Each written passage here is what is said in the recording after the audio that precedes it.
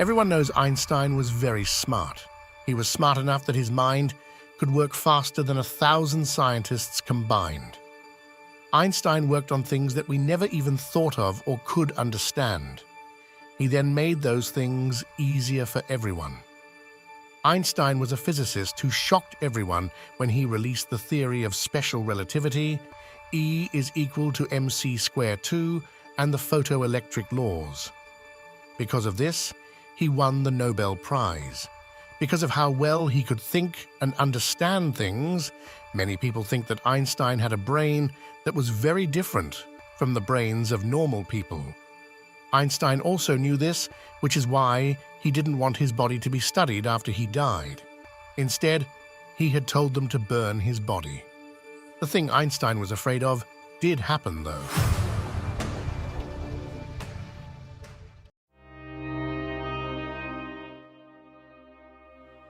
Einstein passed away at Princeton Hospital on April 13, 1955. When the doctor came to do the dissection, he stole Einstein's brain without anyone knowing, because he was interested in what was going on in this genius's mind. Dr. Thomas Harvey stole Einstein's brain because he wanted to study it more than he wanted to deal with the effects. When Princeton Hospital learned about it, they fired this person. That being said, Dr. Harvey was able to get Hans Albert to agree to let him study his father's brain and tell everyone about it. That day was the start of a long trip for that brain. Pathologists like Dr. Harvey only knew about what to do after a death, so he thought he would be able to study the brain of this intellectual. And it turned out that Dr. Harvey lost his job at Princeton Hospital and his title as a pathologist. Dr. Harvey took Einstein's brain to Philadelphia, Pennsylvania. He cut up a bunch of pictures of the brain into 240 smaller pieces. He stored each piece in its own jar and then hid them all in his basement. He got into fights with his wife because of this. His wife used to tell him she would throw this brain outside if he didn't stop. The fights ended up resulting in a split. And with the brain, Dr. Harvey went to Wichita, Kansas, where he started working as a medical supervisor. He tried to learn more about Einstein's mind in his spare time. From then on, he often changed jobs and moved to different places with his brain. Scientists still couldn't figure out what was going on in Einstein's brain after many years. His medical license was taken away instead. And things were so bad for him that he had to get a job at a plastics plant. He made the right choice at the time when he sent different parts of the brain to the world's best neurosurgeon for more study. He did that. In 1985, 30 years after the first time the brain was stolen, a study was written about Einstein's brain. Many neurologists have written many papers about this genius's brain over the next 28 years, which showed that Einstein's brain was very different from the brains of most people. The part of the corpus callosum was the most different. It's important to know that the brain is split into two parts. Any work a person does is first handled in one part of the body, and then the brain sends signals to that part of the body. The left brain controls the body's right side, and the right brain controls the body's left side. And for 90% of people, the left brain is in charge of speaking, thinking, math, and writing. The right brain, on the other hand, is in charge of imagination, understanding shapes, art, and music. Now you may be wondering what the corpus callosum does. Imagine that you have two hands and are typing on a computer or a cell phone at the same time. Type some letters with your left hand and do the same thing with your right hand. As you typed, your left hand made a mistake. You quickly fixed it with your right hand. That means that when your right brain made a mistake, it told your left brain about it so that it could fix it. The place where the two halves of the brain meet is called the corpus callosum.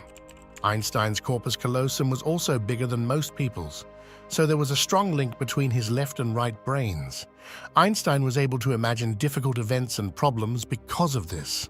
Along with the change in the corpus callosum, Einstein had a very different brain pattern than most people, And scientists think that's why there was good cell flow. The fact that his neurons were moving freely shows that he was very good at math. It was possible for Albert Einstein to solve hard math questions in his head without using paper or a pencil. A study paper says that Einstein's brain weighed 1230 grams, which is another reason why it had a lot of neurons. In contrast, it weighs 1400 grams for a normal person. Researchers think that the lining of his brain was pretty thin, which is why it has so many neurons. But the most important question was whether Einstein was born with such a unique brain or if it changed over time.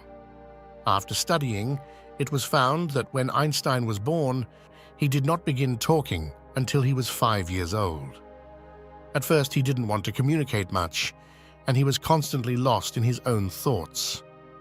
This is in contrast to other children who start talking when they are only 2 or 3 years old.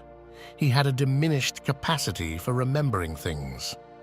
Oh, and he has difficulties recalling the simple multiplication table as well. He had no trouble grasping mathematical concepts and didn't feel the need to commit any of them to memory. When he was in school, he struggled in certain subjects but excelled in others, particularly science and mathematics. When Albert Einstein was 12 years old, the math book that his family instructor had given him was left at his residence. It's interesting to note that Einstein grasped the material better after reading that book in just one day. In addition to that, by the time he was 14 years old, he was already an expert in integral and differential calculus. When he raised his hand to pose a question, professors would get concerned since Einstein's queries were often difficult to grasp, even for the instructors. Since he knew so much about math and physics, he caused professors to get nervous. Even when he was a small boy, he had the persistent ambition to summarize all of the laws that govern the universe in a single equation. This became his primary objective in life. When Albert Einstein was only 26 years old, he stunned the scientific community by publishing 4 separate research publications. As a result of this, he was awarded a PhD as well as the Nobel Prize for his significant contributions to the betterment of humanity. Theses formulated by Einstein are essential to the advancement of scientific knowledge. Many specialists in the medical field and other authorities were of the opinion that Albert Einstein's brain grew in a manner that was distinctive after he was born. The primary reason for this was that if he was unable to discover answers to his inquiries, he would try to figure them out using his brain. The fact that he did this from a young age helped his brain develop in a particular way. The brain of Albert Einstein can currently be found in the collection of the Mutter Museum in the United States. These are carefully preserved on microscope slides to ensure their safety. I hope you enjoyed this video and will share it with others. Leave your thoughts below in the comments section. We'll see you in another cool video.